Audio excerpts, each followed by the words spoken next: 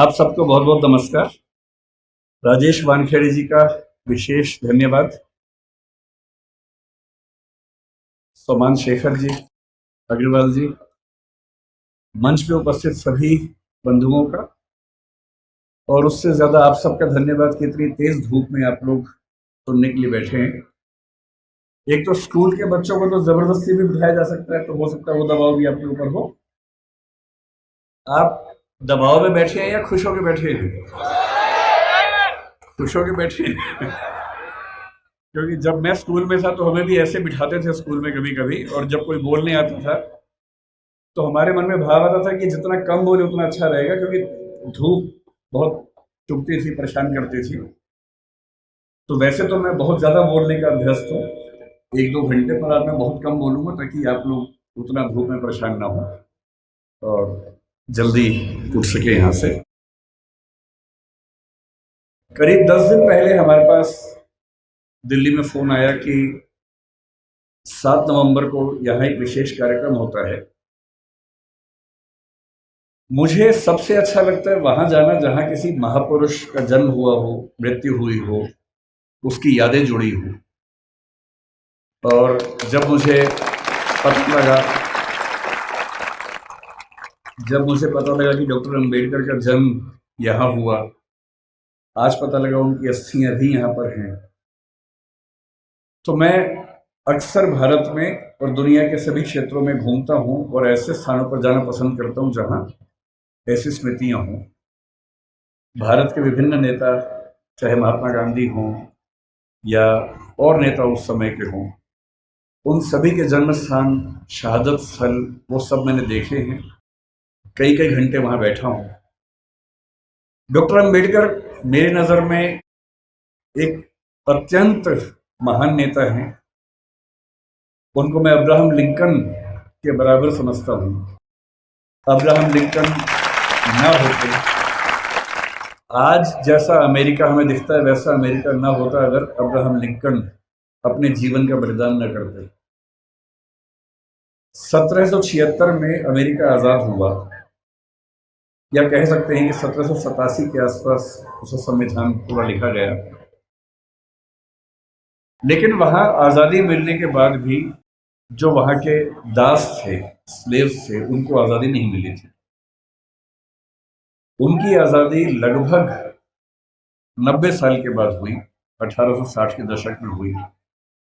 एक लंबा संघर्ष हुआ, और उस लंबे संघर्ष में जिस व्यक्ति ने एड़ी चोटी का जोर लगाया उसका नाम अब्राहम लिंकन था।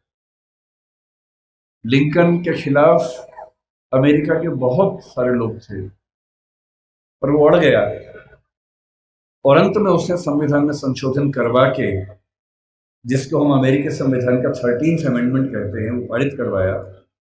और जिसके बाद से वहां दास व्यवस्था समाप्त हुई। उसकी कीमत यह है कि उसके कुछ ही समय के बाद अब्राहम लिंकन की हत्या हुई, लेकिन वो अपने जीवन की बलि देकर कम से कम अमेरिकी समाज के बहुत बड़े हिस्से को आजाद करवा के चले। अम्बेडकर जी कहते थे कि जिंदगी बहुत लंबी होने का मतलब नहीं, जिंदगी महान होनी चाहिए। और महान जीवन का मतलब ये होता है कि सफल होना तो बहुत छोटी बात है। डॉक्टर अंबेडकर हमारी संविधान सभा के वो मेंबर थे जो सबसे ज्यादा पढ़े लिखे थे। एक ऐसा व्यक्ति जिसने पीएचडी भी 3 कर रखी हो और चौथी बाद में और उनको मिल गई हो। पूरी संविधान सभा में हमें इतना वेल रेड, इतना पढ़ा लिखा व्यक्ति नजर नहीं आता है। कुछ लोग कहते हैं कि संविधान सभा में उनकी भूमिका बहुत छोटी सी थी, नगण्य थी, क्योंकि उन्होंने संविधान लिखा नहीं था, उन्होंने संविधान की प्रारूप समिति की अध्यक्षता की थी। ये बात ठीक है कि वो प्रारूप समिति के अध्यक्ष थे, लेकिन संविधान सभा के एक मेंबर थे टीटी कृष्णमाचारी। उन्होंने एक बड़ी खूबसूरत बात कही कि संविधान सभा की प्रारूप समिति में कुल 7 मेंबर थे, जिनमें से एक ने ज्वाइन ही नहीं किया, एक बीमार पड़ गए, 2 दिल्ली के बाहर थे, एक देश के बाहर चले गए, एक ने इस्तीफा दिया, तब दूसरे मेंबर को लेके आए।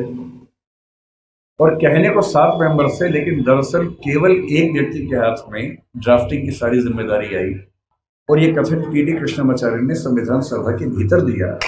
और इसलिए हमें इस बात का सम्मान करना चाहिए। लेकिन आप में से अधिकांश बच्चे जिस सामाजिक परिवेश से हैं, मैं संयोग से समाज के उस परिवेश से हूं जिसमें सामाजिक विषमताओं को झेला नहीं। मेरा जन्म एक ऐसे परिवार में हुआ जो निम्न जाति का नहीं है, तो मैं सवर्ण समाज से हूं। संयोग की बात है, तुक्के की बात है।